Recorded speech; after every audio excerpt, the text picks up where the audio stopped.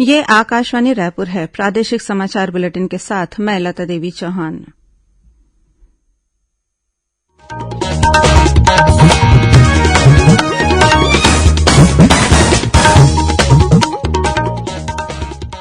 और अब पेश है आज के मुख्य समाचार। बीजापुर जिले में माओवादियों के साथ कल हुई मुठभेड़ में शहीद जवानों की संख्या बढ़कर 23 हुई। 28 अन्य जवान घायल हुए हैं। केंद्रीय गृह मंत्री अमित शाह ने कहा कि जवानों का बलिदान व्यर्थ नहीं जाएगा। माओवादियों के खिलाफ इस लड़ाई को अंजाम तक ले जाएंगे। प्रधानमंत्री ने कोरोना संक्रमण के बढ़ते मामलों को देखते हुए छत्तीसगढ़ में जन स्वास्थ्य विशेषज्ञों तथा चिकित्सकों की केंद्रीय टीम भेजने के निर्देश दिए। और केंद्र सरकार ने कहा कि स्वास्थ्यकर्मियों और अग्रिम पंक्ति के कार्यकर्ताओं के लिए कोविड टीकाकरण का अब नया पंजीकरण नहीं होगा।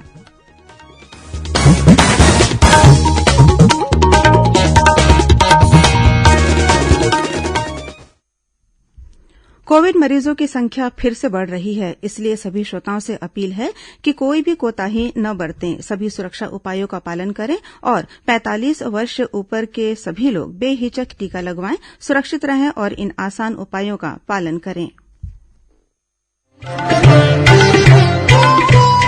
कोविड-19 से बचाव और सुरक्षित रहने के 3 उपाय। मास्क लगाएं, 2 गज दूरी है जरूरी, सुरक्षित दूरी रखें, हाथ और मुंह साफ रखें। अब समाचार विस्तार से। सुकमा और बीजापुर जिले के सीमावर्ती इलाके जगरगुंडा में माओवादी हमले में शहीद हुए जवानों की संख्या बढ़कर 23 हो गई है। वहीं 28 जवान घायल हुए हैं, जिनमें से गंभीर रूप से घायल 13 जवानों का इलाज राजधानी रायपुर में एक निजी अस्पताल में चल रहा है। शहीदों में डीआरजी के 8, एसटीएफ के 6, कोबरा बटालियन के 8 और बस्तर बटालियन का 1 जवान शामिल है। पेश है एक रिपोर्ट। केंद्रीय रिजर्व पुलिस बल सीआरपीएफ और डिस्ट्रिक्ट रिजर्व गार्ड डीआरजी के शहीद जवानों के शव आज तलाशी अभियान के दौरान सुकमा जिले के टेकुलगुड़ा गांव के पास से बरामद किए गए हैं। मुठभेड़ स्थल पर पहुंचे अतिरिक्त बल द्वारा सुकमा और बीजापुर जिलों की सीमा पर स्थित टर्रेम इलाके में आज सुबह से तलाशी अभियान चलाया जा रहा है। 2 शहीद जवानों के शव कल शाम को ही घटनास्थल से बरामद कर लिए गए थे। माओवादियों ने यह हमला कल दोपहर उस समय किया था जब सुरक्षा बलों का एक संयुक्त दल अभियान के बाद बीजापुर लौट रहा था। पुलिस अधिकारियों के अनुसार जवानों ने पूरी बहादुरी के साथ माओवादियों के हमले का सामना किया। इस मुठभेड़ में कई माओवादियों के भी मारे जाने की संभावना है। मुठभेड़ स्थल से एक महिला माओवादी सहित 2 माओवादियों के शव बरामद किए जा चुके हैं। विकल्प शुक्ला, आकाशवाणी समाचार, रायपुर।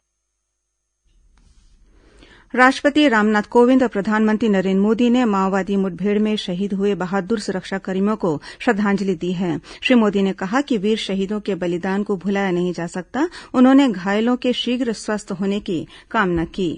इस बीच केंद्रीय गृह मंत्री अमित शाह ने मुख्यमंत्री भूपेश बघेल से फोन पर माओवादी घटना के संबंध में विस्तृत चर्चा की। केंद्रीय मंत्री ने मुख्यमंत्री से कहा कि केंद्र और राज्य सरकार मिलकर इस लड़ाई को अवश्य जीतेंगे। उन्होंने कहा कि केंद्र सरकार की तरफ से जो भी आवश्यक मदद होगी वह राज्य सरकार को दी जाएगी। केंद्रीय गृह मंत्री श्री शाह ने नई दिल्ली में पत्रकारों से बात करते हुए कहा कि जवानों का बलिदान व्यर्थ नहीं जाएगा। हमारे जवान शहीद हुए, मैं उन सभी जवानों को श्रद्धांजलि भी देता हूं और उनके परिवारजनों को और देश को इतना विश्वास दिलाना चाहता हूं कि जवानों ने अपना खून जो देश के लिए बहाया है वो व्यर्थ नहीं जाएगा। हमारी लड़ाई और मजबूती के साथ और मक्कमता के साथ और तीव्रता के साथ इन नक्सलियों के खिलाफ चालू रहेगी और हम इसको परिणाम तक ले जाएंगे। वहीं मुख्यमंत्री ने केंद्रीय गृह मंत्री को मुठभेड़ की मैदानी स्थिति से अवगत कराया। मुख्यमंत्री ने कहा कि सुरक्षा बलों को हुई क्षति दुखद है, लेकिन सुरक्षा बलों के हौसले बुलंद हैं और माओवादी हिंसा के खिलाफ यह लड़ाई हम ही जीतेंगे। इससे पहले मुख्यमंत्री ने मुठभेड़ में जवानों की शहादत पर गहरा दुख व्यक्त किया है। उन्होंने शहीदों के परिजनों के प्रति संवेदना प्रकट करते हुए कहा है कि सुरक्षा बलों की शहादत व्यर्थ नहीं जाएगी। मुख्यमंत्री ने इस घटना में घायल जवानों को बेहतर इलाज की सुविधा उपलब्ध कराने के निर्देश दिए हैं। इस बीच सीआरपीएफ के महानिदेशक कुलदीप सिंह आज सुबह रायपुर पहुंचे और स्थिति का जायजा लिया। साथ ही उन्होंने रायपुर के एक निजी अस्पताल में भर्ती घायल जवानों से मुलाकात भी की। उन्होंने बताया कि सीआरपीएफ के घायल 7 जवानों का इलाज रायपुर में चल रहा है। आज अभी जब जैसा कि आपके सामने बताया कि 20 जवानों की मॉडल हुए हैं। 2 के तो कल साथी ले आए थे, इंजर्ड थे, और बाकी जितने इंजर्ड थे टोटल 31, उसमें से 16 सीआरपी के, कुल 16 में से 7 यहाँ पर भर्ती हैं। सभी का इलाज ठीक से चल रहा है, वही देखने में गया। सबसे मिलकर भी आया हूँ, 2 का ऑपरेशन हो रहा है, मुझसे नहीं मिल पाया हूँ, बाकी 5 लोगों से मिलकर भी आया हूँ। और अदर माइनर इंजरीज के साथ बाकी जवान बीजापुर में भर्ती है। उसमें से कोई भी ऐसी हालत में नहीं है कि किसी की लाइफ थ्रेटनिंग हो, सब खतरे से बाहर है।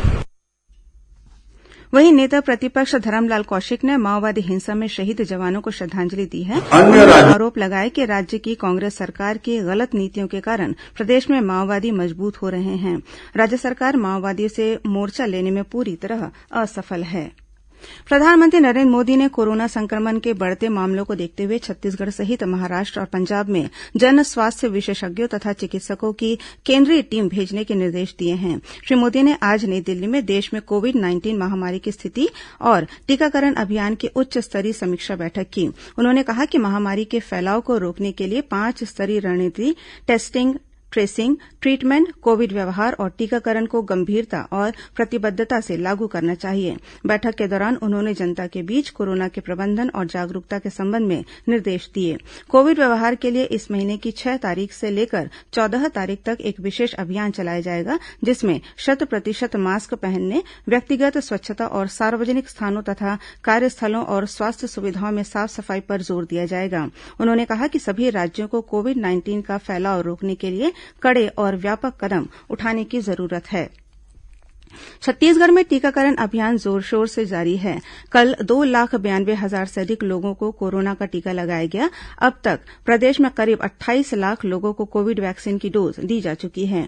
केंद्र सरकार द्वारा टीकाकरण के लिए 45 वर्ष से अधिक आयु के सभी नागरिकों को पात्र किए जाने के बाद प्रदेश में टीका लगवाने वालों की संख्या तेजी से बढ़ी है।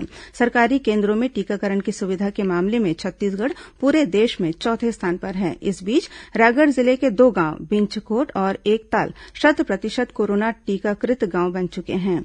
यहां निवास कर रहे 45 वर्ष से अधिक उम्र के सभी पात्र लोगों को टीका लगाया जा चुका है। कलेक्टर भीम सिंह ने इस उपलब्धि के लिए गांव के सरपंच और स्वास्थ्य तथा आंगनबाड़ी कार्यकर्ताओं को प्रशस्ति पत्र देकर सम्मानित किया। इस बीच केंद्र सरकार ने कहा है कि स्वास्थ्यकर्मियों और अग्रिम पंक्ति के कार्यकर्ताओं के लिए कोविड टीकाकरण का अब से कोई नया पंजीकरण नहीं होगा। केंद्रीय स्वास्थ्य सचिव राजेश भूषण ने राज्यों और केंद्र शासित प्रदेशों को लिखे पत्र में कहा है कि कुछ अपात्र लाभार्थी टीकाकरण के इस श्रेणी में अपना नाम पंजीकृत करा रहे हैं, जो कि नियमों का उल्लंघन है। उन्होंने राज्यों और केंद्र शासित प्रदेशों से इस श्रेणी में पहले से पंजीकृत कर्मियों का टीकाकरण शीघ्र पूरा करने को कहा। श्री भूषण ने स्पष्ट किया कि 45 वर्ष और उससे ऊपर की आयु के लोगों के लिए पंजीकरण कोविन पोर्टल पर जारी रहेगा। प्रादेशिक समाचार आप आकाशवाणी रायपुर से सुन रहे हैं। छत्तीसगढ़ की खबरों से है आपका वास्ता और खबरों की विश्वसनीयता से है हमारा वास्ता।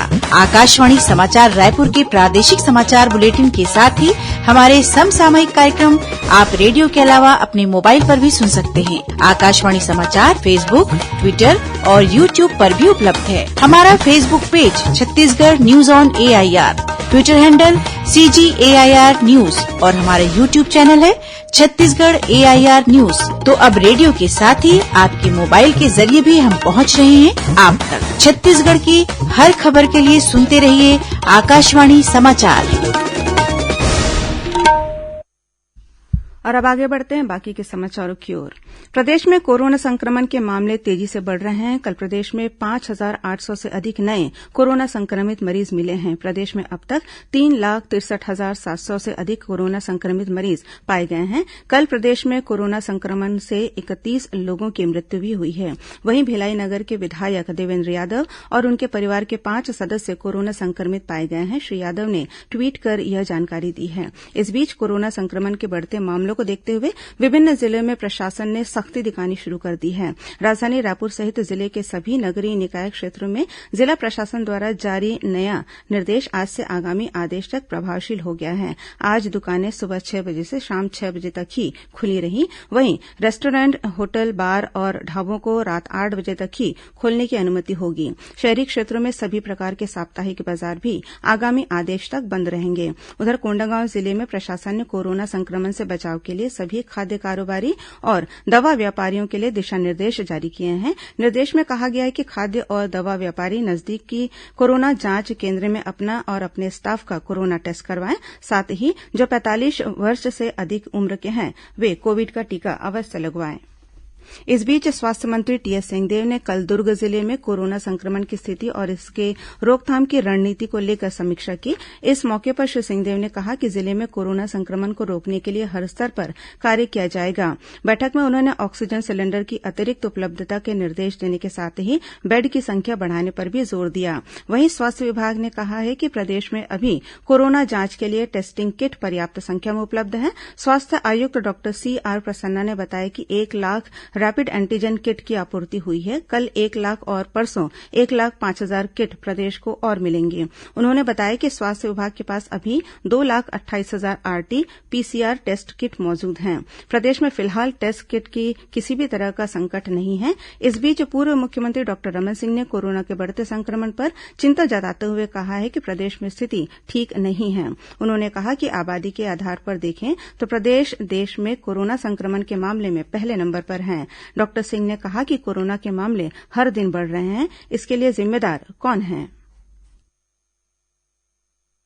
प्रदेश ने पूरे इलाज की व्यवस्था, खर्च की व्यवस्था की है, पहले भी की है और अभी भी कर रहा है। बिल्कुल छत्तीसगढ़ जैसे गरीब राज्य में तो जरूरी है कि गरीब मरीजों का निःशुल्क इलाज प्राइवेट और सरकारी दोनों अस्पताल में 100% होना ही चाहिए। प्रदेश के पंचायत और ग्रामीण विकास मंत्री टीएस सिंहदेव आज रात 7:30 बजे आकाशवाणी रायपुर से प्रसारित विशेष कार्यक्रम हमर ग्राम सभा में राज्य शासन की नीतियों, योजनाओं और कार्यक्रमों के बारे में जानकारी देंगे। इस कार्यक्रम को मीडियम वेव 981 किलोहर्ट्ज पर सुना जा सकता है। इस कार्यक्रम को प्रदेश स्थित आकाशवाणी के सभी केन्द्र एक साथ रिले करेंगे। प्रदेश में बीते वित्तीय वर्ष में लघु वनोपजों के संग्रहण और प्रसंस्करण के कार्यों से लोगों को 3 करोड़ मानव दिवस का रोजगार उपलब्ध हुआ है। इसमें लघु वनोपज संग्राहकों सहित आदिवासी वनवासियों को 200 रूपये प्रतिदिन के हिसाब से 600 करोड़ रूपये की राशि के पारिश्रमिक का वितरण किया गया है।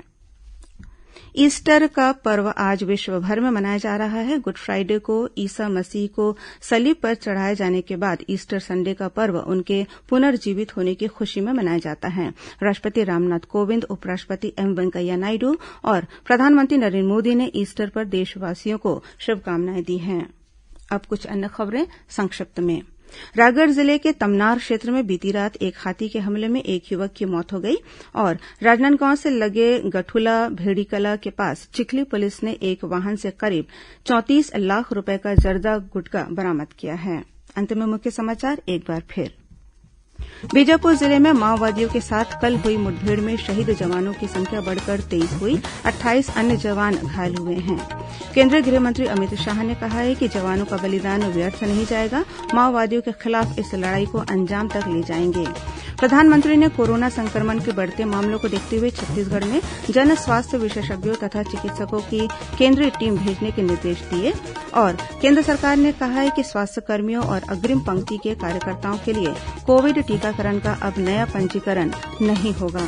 इसी के साथ प्रादेशिक समाचार बुलेटिन समाप्त हुआ। नमस्कार।